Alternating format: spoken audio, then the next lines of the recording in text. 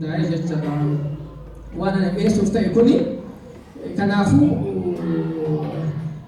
mul'ate sirriitti namaaf hubatamaa yeroo biraa akka gaarii tokkotti walitti deemna jedhee yaada. Ani namni biraa waan qoratuu irra jiraatudha warri eeriyaa kana keessatti hojjetan sirriitti waan qoratuu irra jiraatanidha. Waan kana akkuma hoobiitti hojjedhaa ekspertii waan kanaatti miti garuu waanuma beeku sana waliin qooddannaa. Kanaaf fuulduratti immoo akka waan kana guutuu goonuuf waan irraa hidhatu hin jira.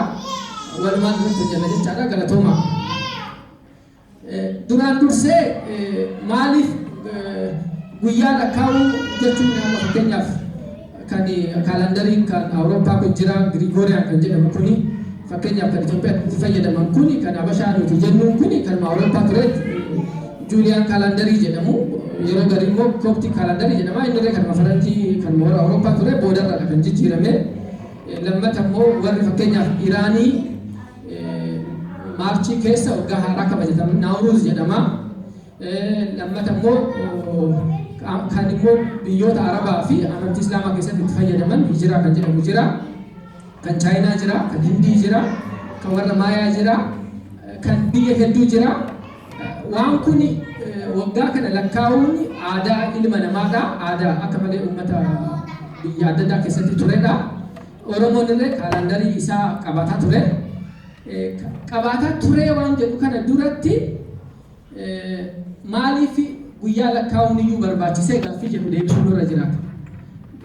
Gaaffii kana deebisuu hin deebisne yoo guyyaa lakkaa'uu hin dandeenye Oromoon jiruutti isaa iyyuu rakkoo keessa ture. Akkuma beektanitti fakkeenyaaf amma irreechi hin kabajamaa.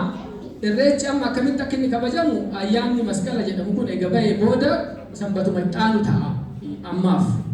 Garuu masqalli fi waan akkanaa kun naannoo fakkeenyaaf ani itti dhaladhe kanatti kan dhufe ogguma 120-130 iyyuu guutu yeroo gabaabaa kana keessa dhufe sana dura namni waggaa lakkaa'aa ture akkamitti lakkaa'aa turan.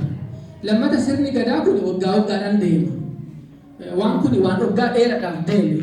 Caffeen fakkeenyaaf kan caffee tuulamaa jedhamu kan odaa nameetti teessu kun caffee 226 taa'ee 226 yeroo 8 yoo kaalkuleet gootan waggaa kara 1,800 teessee jirti jechaadha. Gumiin gaayyoo 17 guyyaa sadiittidha.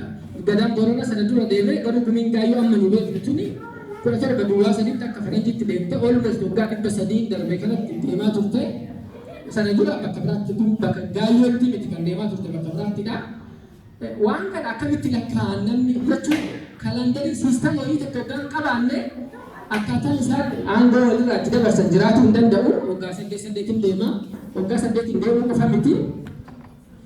Aangoo waggaa 8 walirraa fuudhanii gadaan tokko aangoo qabatee waggaa 4 irratti kora waamaa yookaan immoo konferansii waameeti seera kan fooyyessee kan haaraa ta'u haaraarra introduce godhee kan immoo jijjiiramuu qaburra jijjiira.